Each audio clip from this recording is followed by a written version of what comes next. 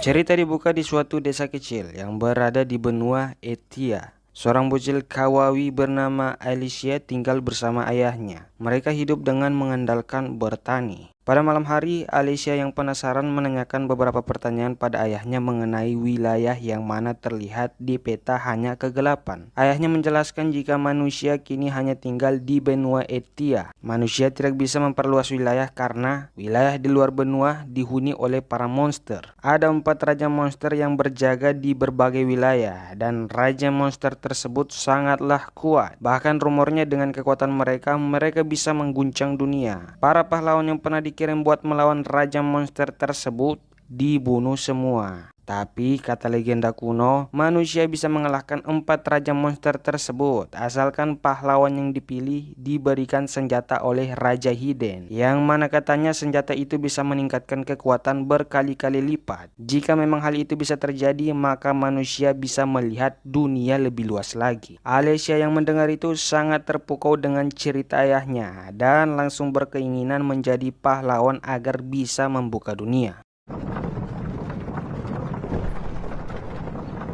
Singkat waktu, kini Alicia sudah dewasa, bahkan dia telah menjadi pahlawan. Pahlawan yang mana sekarang mereka sedang ditugaskan untuk membunuh salah satu raja monster atas perintah dari Raja Hiden. Mereka datang dari berbagai negeri. Tentu para pahlawan-pahlawan ini telah diberi senjata dari Raja Hiden berdasarkan kemampuan masing-masing. Pertama ada Katz, bersenjatakan harta burung partel, ada Holgas, harta pemotong urat, ada Mirlo, harta tanpa batas, ada Mut, harta tanduk benteng, ada Minar, harta tanah keemasan, ada Alicia, satu-satunya pahlawan wanita, harta walet bebatuan. Terakhir ada Stepan yang merupakan pemimpin kelompok ini, harta kekuatan langit.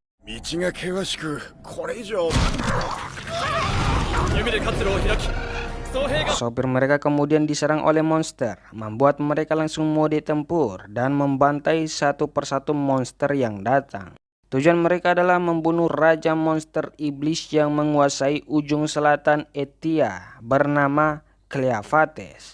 Akhirnya mereka berhasil membunuh sebagian monster dan sampai di wilayah Cleophates. Bahkan mereka juga langsung bertemu dengannya.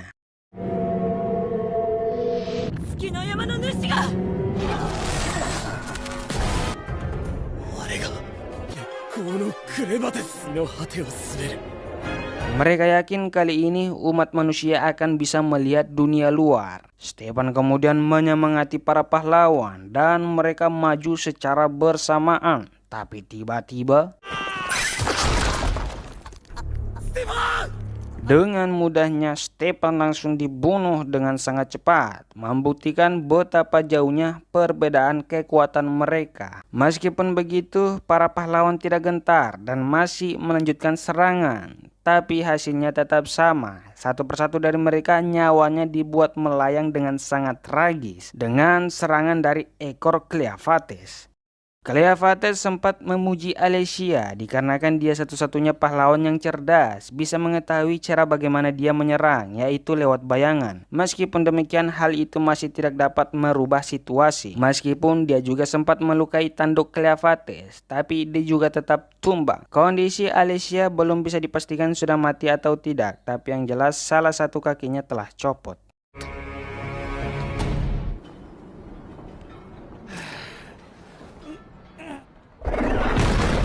Cleophates kemudian datang di kerajaan Hiden untuk membunuh semua orang, terutama sang Raja Hiden yang berani-berani mengganggu wilayahnya. Cleophates ini tidak memanggil manusia dengan sebutan manusia, melainkan dengan sebutan hominid. Dia juga sangat meremehkan manusia yang tubuhnya sangat lemah, yang bisa-bisanya berani menyinggung dia. Mengamuknya Cleophates pun sampai di telinga Raja Hiden. Raja Hiden yang sudah paham situasi kemudian memerintahkan pasukannya untuk menutup tungku api Hiden dan berpesan untuk jangan sampai api Hiden padam. Cleophates juga sadar jika manusia tidak boleh terlalu diremehkan. Dengan adanya senjata yang menggores tanduknya, itu sudah jadi bukti jika dibiarkan ke depannya manusia bisa saja punya cara untuk melawannya. Raja Hiden kemudian akan memasuki tempat api Hiden. Tapi tidak jadi. Setelah sadar akan keberadaan Cleophates yang sudah dekat, dia kemudian kembali menutup pintunya. Berhadapan dengan Cleophates secara langsung, Raja Hiden sempat heran karena sadar jika Cleophates bisa berbahasa manusia. Dia kemudian diberikan sebuah pertanyaan, yang mana Cleophates memberitahu jika jawaban Raja Hiden tidak memuaskan, maka dia akan membasmi semua hominid. Bukan hanya di wilayah kerajaan Hiden saja, bahkan di seluruh wilayah benua Etia. Pertanyaan yang diberikan Cleophates adalah mengapa mereka hominid sangat ingin jika dia mati. Mendengar itu, jawaban Raja Hiden adalah mereka para monster tidak akan pernah mengerti. Boom! Basket Sage. Raja Hiden langsung dibuat modar. Cleophates kemudian berencana ingin membuat pasukan untuk membasmi hominid. Saat sedang memikirkan hal itu, dia kemudian mendengar suara tangisan bayi dari suatu reruntuhan. Saat dia berjalan melewati bayi tersebut, ibu dari bayi itu kemudian meminta pertolongan untuk menyelamatkan bayi ini. Awalnya Cleophates mengira ibu dari bayi itu tidak bisa melihat sehingga meminta pertolongan dia. Dia pun memperkenalkan diri dan memberitahu rencananya yang ingin membunuh semua manusia. Jika ingin marah, maka marahlah pada takdir mereka yang terlahir sebagai manusia yang lemah. Mendengar itu, sang ibu berkata, anak ini tidak dapat memilih tempat dan waktu untuk lahir. Dia juga berkata, apapun dosa yang orang dewasa lakukan terhadap Cleophates, hal itu tidak dapat menjadi alasan bagus untuk membuat anak ini mati. Cleophates memberi kesempatan asalkan sang ibu bisa memberitahu apa manfaat yang bisa dia dapatkan jika menolong anak ini. Sang ibu menjawab, untuk itu dia tidak bisa menjawab, tapi dia yakin anak ini bisa menjawabnya sambil memohon. Dan pada akhirnya sang raja monster iblis yaitu Cleophates bersedia menolong anak tersebut dan bahkan merawatnya juga. Terlihat si Cleophates yang juga menaruh sedikit harapan kepada anak tersebut. Nano seto. 見れば一瞬5つの種族人族にたけ Di benua Etea diketahui ada 5 ras hominid yang tinggal di sana. Pertama, ada ras Dorne, dikenal sebagai ras yang mana populasinya paling banyak di antara ras-ras lainnya. Saking banyaknya, Dorne dibagi menjadi 2, ada Dorne Eslin dan ada Dorne Boalate. Kemudian ada ras Orc, dikenal sebagai ras warga hutan, ahli obat-obatan dan ahli soal memburu. Kemudian ada ras Lada, dikenal sebagai warga air, ahli dalam membuat kapal dan berenang. Tapi mereka tidak suka berinteraksi dengan ras-ras lain. Kemudian ada ras Ben, ras yang sebagai warga gurun pasir, dikenal orang kuat dan barbar, tapi mereka tidak mempunyai solidaritas. Terakhir, ras kelima yaitu ras Hiden. Ras Hiden adalah ras tertua di antara ras-ras lainnya dan diselimuti banyak misteri. Mereka dikenal sebagai ahli dalam pengolahan dan produksi besi. Hiden merupakan negeri kecil yang berada di pedalaman gunung. Hanya mereka yang mampu membuat senjata dari kristal sihir yang berisikan mana. Tapi hanya keturunan kerajaan saja yang mampu membuat senjata tersebut. Dunia sangatlah luas, tapi hominid yang ada di dalam benua tidak bisa melihatnya. Dikarenakan setiap sudut wilayah ada 4 raja monster iblis yang menghalangi jalan mereka.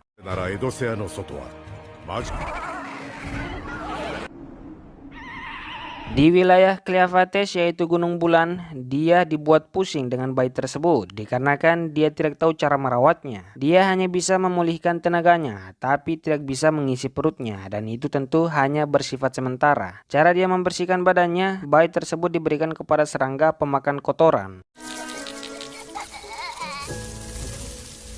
Setelah selesai, bayi tersebut masih saja menangis, membuat Cleophates pusing sendiri. Dia mengira merawatnya hanya tinggal tidur saja, pas bangun si bayi sudah dewasa. Ini bahkan belum 1 malam sudah sangat merepotkan. Dia agak sedikit menyesal telah mendengar perkataan dari ibu bayi tersebut. Terlepas dari semua itu, dia juga tidak boleh menyerah dengan apa yang telah dia putuskan, karena hal itu akan mencoreng nama baiknya sebagai Raja Monster Iblis. Dengan adanya bayi tersebut, bisa dibilang bayi itu adalah penyelamat hominid yang ada di benua Etea. Dikarenakan awalnya niat Cleophates ingin memusnahkan hominid, tapi semenjak bertemu bayi ini, dia berubah pikiran dan memilih ingin memantau perkembangan dari bayi tersebut.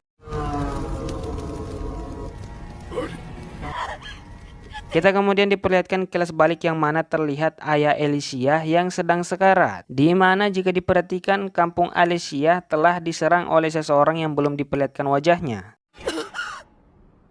Tiba-tiba Alicia tersadar dan melihat Cleofates dia ingin menyerang, tapi tak jadi setelah sadar jika tak punya pedang. Cleofates memberitahu senjatanya sudah dibuang di jurang beserta dengan rekan pahlawannya. Diketahui ternyata Alicia telah mati dan kini dia dibangkitkan kembali menggunakan darahnya si Cleofates. Karena hal itu luka Alicia sembuh dan bahkan kakinya juga tersambung kembali. Tetapi perwujudan Alicia yang sekarang ini bisa dibilang adalah zombie. Mengetahui itu tentu dia terkejut. Alasan Alicia dibangkitkan yaitu karena Cleofates membutuhkan payudara dia, di mana Alicia kemudian dipaksa untuk memperlihatkan susu dia yang segar, membuat harga diri Alicia sebagai pahlawan terinjak-injak. Cleofates hanya membutuhkan air ASI milik Alicia untuk diberikan kepada bayi tersebut. Tapi setelah mengendalikan badannya, ASI Alicia tidak keluar. Alicia kemudian menjelaskan jika dirinya masih perawan dan itu tidak bisa mengeluarkan ASI. Orang yang bisa mengeluarkan ASI hanya orang yang telah melahirkan. Alicia kemudian ingin dibunuh saja, tapi Cleofates menjelaskan Alicia tidak akan bisa mati selama darah miliknya mengalir dalam tubuh Alicia.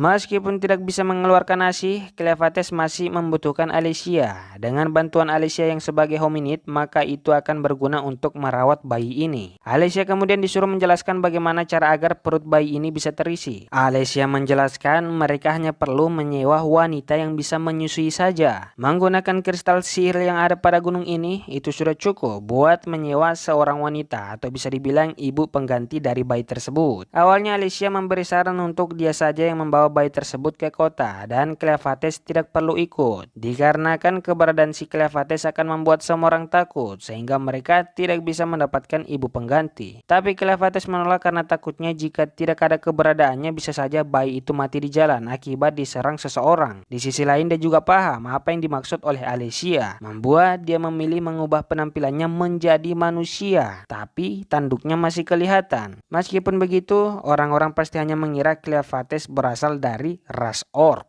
Karena berubah menjadi manusia, Cleofates menamai dirinya dengan panggilan Clan. Sedangkan bayi tersebut dia beri nama Luna. Setelah itu mereka bertiga pun pergi ke kota.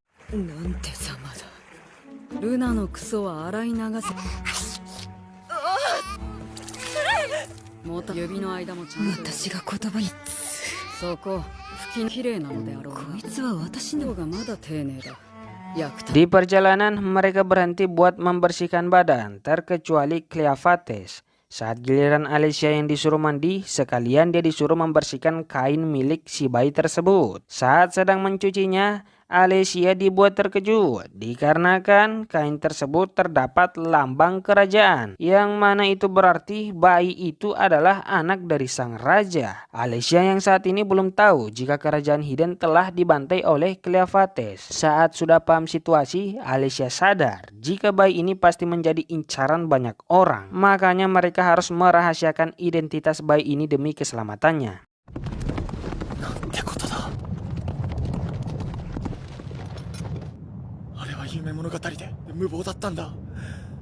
Di kerajaan Hidden, salah satu ras Hidden yang masih selamat karena tidak berada di lokasi pas kejadian datang. Tujuan dia adalah mencari keberadaan pangeran yang mana itu tak lain dan tak bukan adalah Luna. Dari kejauhan terlihat juga sekelompok orang yang sedang memantau, yang mana mereka berasal dari ras Borne Boelate. Tujuan mereka tentu ingin mengambil keuntungan dari musibah yang dialami kerajaan Hidden, sebelum didului oleh saingan mereka yaitu ras Borne Eslin. Tujuan mereka ingin mencari keturunan raja, karena hanya merekalah yang bisa membuat senjata. Itu berarti mereka juga sedang mengincar Luna. Kembali ke Luna, Cleofates yang baru sadar juga jika Luna adalah pangeran dan juga baru mengetahui keistimewaan si Luna, dia menjadi semakin tertarik untuk merawat Luna dan bahkan dia berencana ingin membuat Luna menjadi sang raja. Cleofates tidak tertarik menjajah, dia lebih tertarik memperhatikan kegiatan hominid. Itulah yang dia katakan. Alicia merasa menyesal telah memberitahukan kebenarannya kepada Cleofates karena dia merasa tujuan Cleopates justru tambah berbahaya. Yang awalnya hanya ingin merawat Luna, sekarang malah memiliki ambisi yang mungkin saja kedepannya hal itu akan memperburuk keadaan.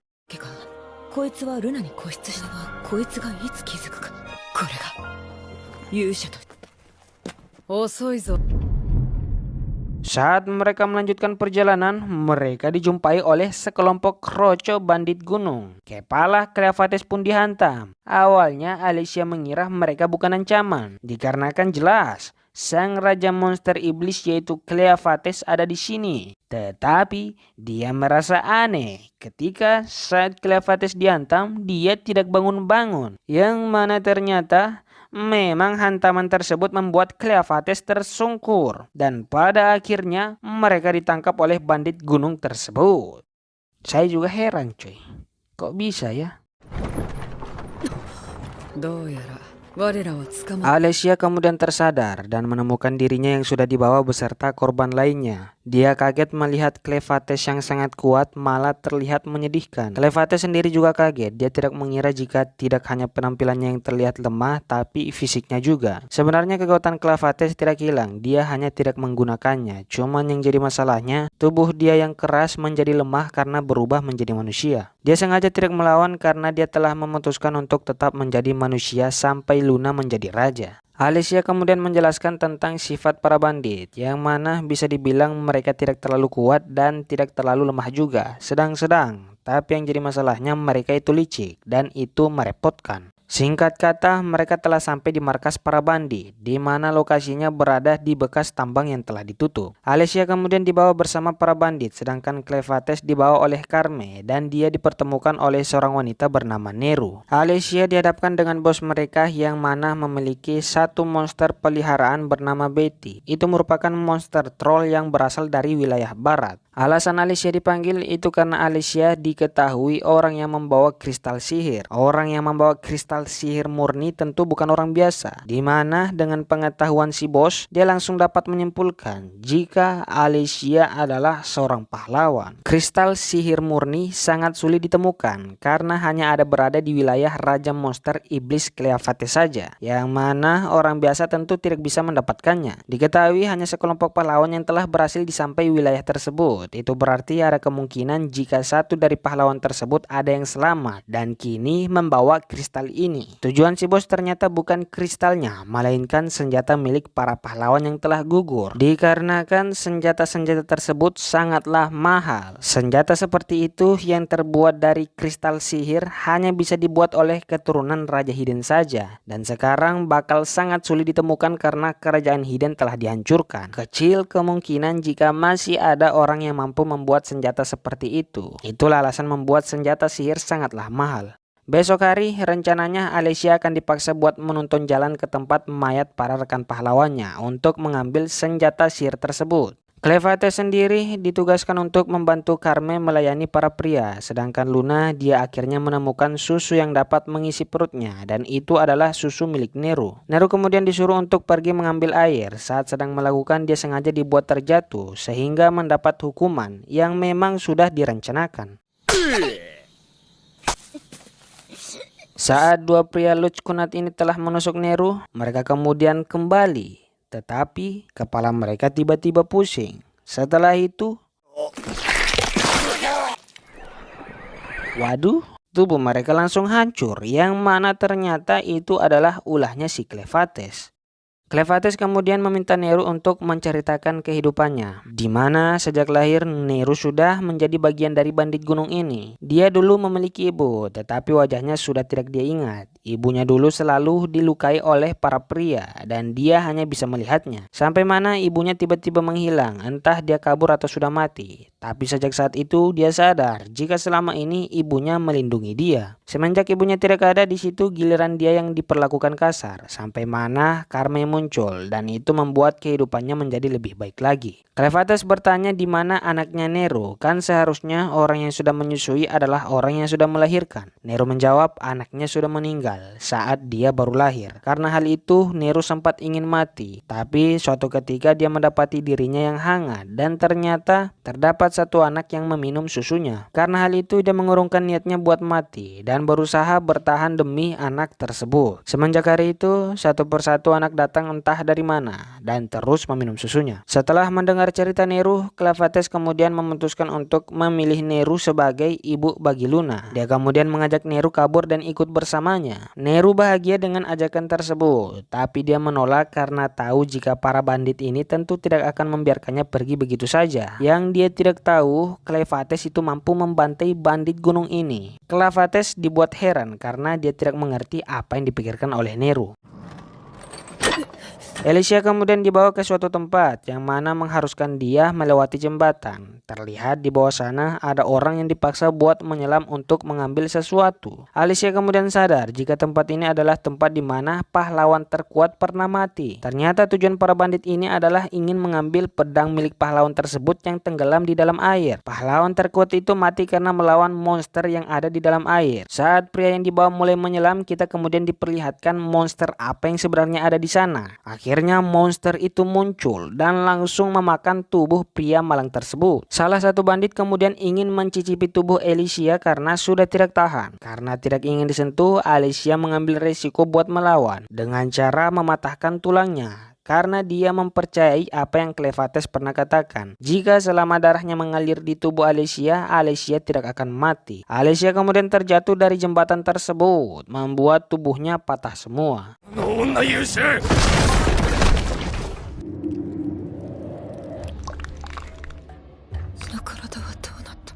Ternyata Alicia masih hidup. Dia kemudian berusaha menyembuhkan dirinya.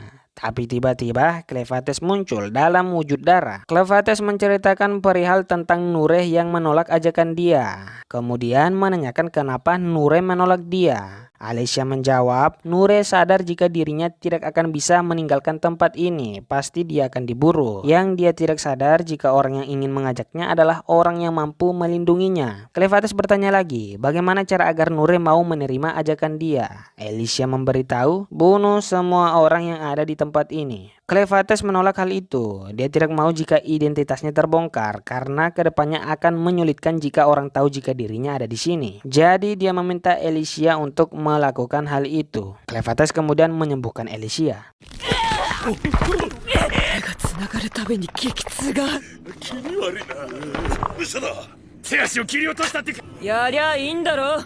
Cleofates percaya Alicia mampu mengerjakan apa yang dia suruh karena Alicia adalah orang yang pertama mampu melukai tanduknya. Nureh kemudian bertemu dengan Kerma yang mengkhawatirkan dia. Kerma langsung menyuruh dia cuci piring. Nureh bertanya kepada Kerma dunia luar seperti apa dikarenakan sejak kecil Nureh tidak pernah melihatnya. Melihat Nureh yang tampaknya bahagia, Carme menanyakan apa yang telah terjadi. Hal apa yang membuat Nureh bahagia? Nureh kemudian menceritakan perihal dirinya yang diajak kabur. Diajak oleh seorang budak. Mendengar itu, sikap Carme langsung berubah dan dia memarahi Nureh dan menamparnya.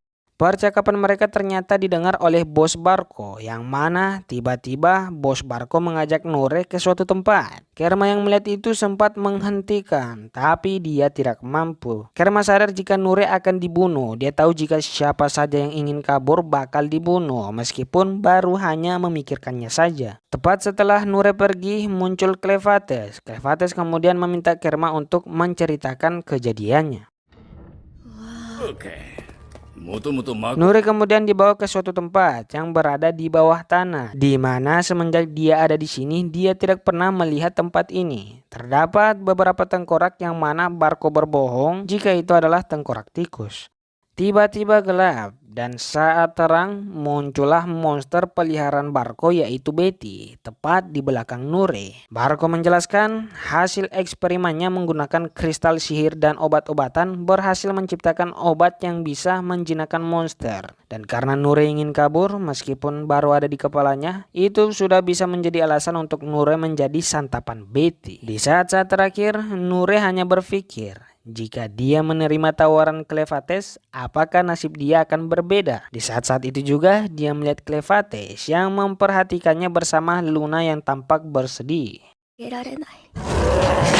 Nure pun ditelan. Cleofates hanya pasrah karena dia datang terlambat. Cleofates bukan hominid, jadi dia tidak memiliki perasaan. Jika dia seperti ini, maka hasilnya seperti ini. Jika dia terlambat, maka Nure akan dimakan. Barco kaget dengan kehadiran Cleofates yang muncul tiba-tiba. Dia kemudian menyuruh Betty untuk melahapnya. Tetapi Betty terlihat sangat ketakutan. Bahkan saking takutnya dia langsung memuntahkan Nure yang masih hidup walaupun kondisinya sangat mengenaskan. Cleofates kemudian memindahkan Luna dan Nure ke suatu tempat tanpa sepengetahuan Barco, membuat Barco mengira Cleofates menggunakan sihir. Karena sedari tadi Cleofates tidak terlihat takut, pasti ada rencana yang dia siapkan. Mendengar kata sihir, Cleofates menanyakan apa itu. Barco menjelaskan jika sihir adalah sesuatu yang membuat dia bisa mengendalikan monster troll ini. Cleofates sadar jika hal tentang sihir tidak pernah diberitahukan kepadanya, makanya setelah ini dia akan memarahi Alicia. Tiba-tiba Barco memecahkan suatu benda yang mana benda itu langsung membuat pandangan Cleofates terhalang. Tidak hanya itu, penciumannya juga terganggu. Betty juga terpengaruh dengan hal itu. Dia yang tadinya takut sekarang tidak, sehingga Cleofates pun dia hantam.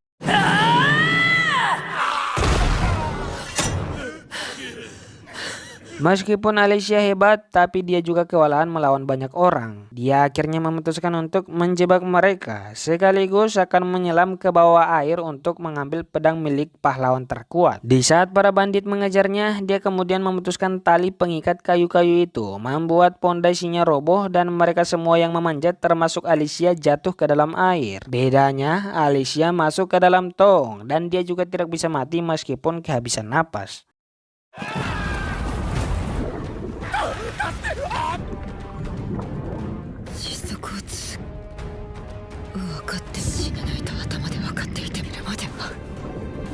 Alicia akhirnya sampai di dasar danau. Dia kemudian keluar dan secara kebetulan dia juga langsung melihat pedang tersebut. Meskipun susah bergerak, dia tetap berusaha. Sampai mana pas sedikit lagi sampai, tiba-tiba mata terlihat.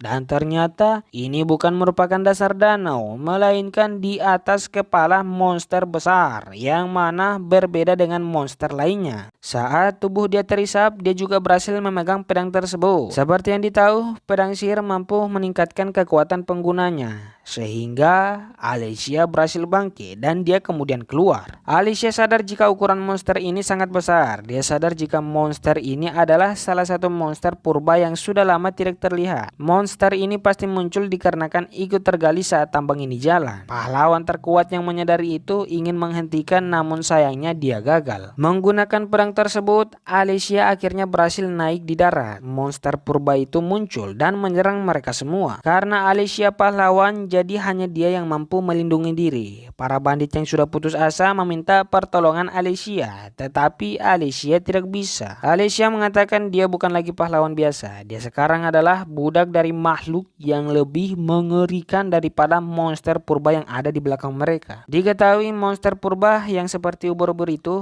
hanya tinggal di dalam air, jadi seharusnya dia tidak akan meninggalkan tempat ini. Kemudian Cleofates mengajak Alicia berbicara lewat darahnya, di mana Cleofates tahu jika Alicia sudah menyelesaikan tugasnya. Cleofates meminta Alicia datang membantunya karena dia sekarang kerepotan melawan orang yang menggunakan sihir. Setelah ini Cleofates akan meminta penjelasan Alicia mengapa dia tidak diberitahu mengenai tentang sihir. Terlihat Cleofates mengalahkan Betty. Yang jadi masalahnya dia tidak tahu di mana keberadaan Barco akibat efek dari sihir itu yang belum hilang. Betty berlari sambil terheran-heran. Dia mengira cara Cleofates mengalahkan Betty menggunakan sihir, tapi dia juga tidak tahu apakah ada sihir yang bisa dipakai buat menyerang. Saat berlari dia tidak sengaja tersandung dari badan milik Nure.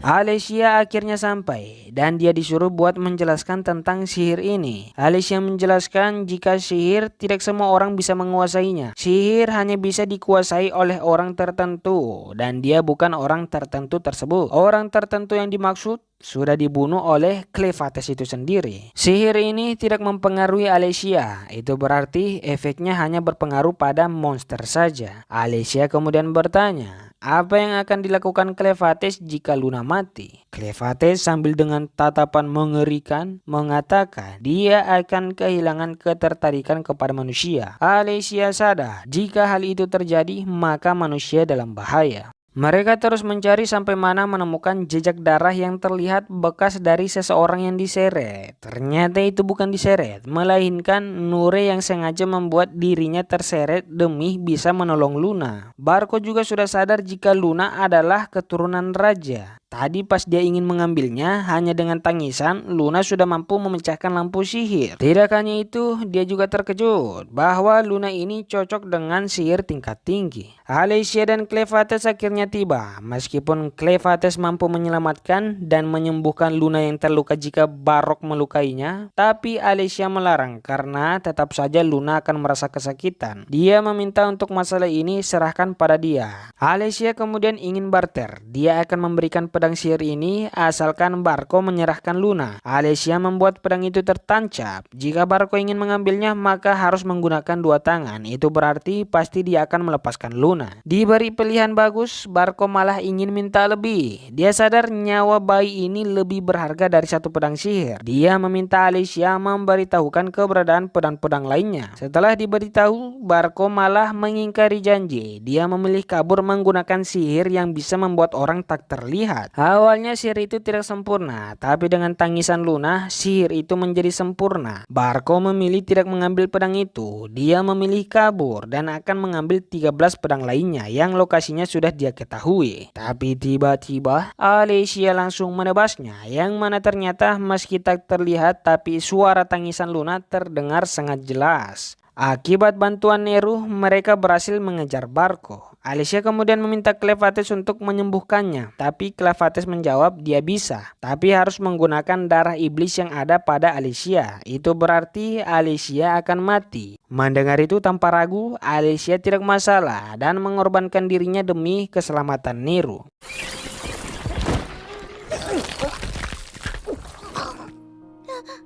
Akhirnya Neru selamat dan dia diberi nama baru yaitu Nel. Kali ini Nel bersedia mengikuti Clevates dan akan menjadi ibu bagi Luna. Sedangkan Alicia meskipun sudah mati tapi ternyata Clevates bisa menghidupkannya kembali sehingga dia akhirnya terbangun. Dan episode 4 selesai. Sampai jumpa di video selanjutnya. Terima kasih yang sudah nonton.